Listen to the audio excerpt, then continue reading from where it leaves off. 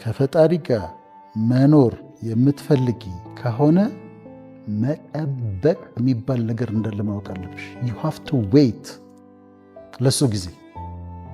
ይስሐቅ ልጅ ለማግኘት 25 ዓመት ጠብቋል። ያዕቆብ ዘመዶቹ ጋር ሄዶ 21 ዓመት ጠብቋል። የራሱ የሆነ ነገር እንዲኖረው 21 years ጠብቋል። ሙሴ ተሰዶ 40 ዓመት ጠብቋል። እንግዲህ አሁን እነዚህ እግዚአብሔር የሚወዳቸው ናቸው። አብርሃምን ይወደዋል፣ ሙሴን ይወደዋል፣ ያዕቆብን ይወደዋል፣ ይስሐቅ ይወዳቸዋል። ግን መጠበቅ ነበረባቸው። ሌላ አማራጭ የለም ከመጠበቅ ውጭ። ሙሴ 40 ዓመት መጠበቅ ነበረበት።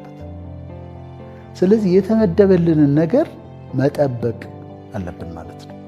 አንቺ ትክክለኛ ነገር ከሆነ የጠየቅሽው ከአምላክ ከጸለይሽ፣ በንጹህ ልብ ከጸለይሽ፣ ከዛ እንደሚደረግ ደግሞ ልብሽ ያውቀዋል። ለልባችን ይናገረናል።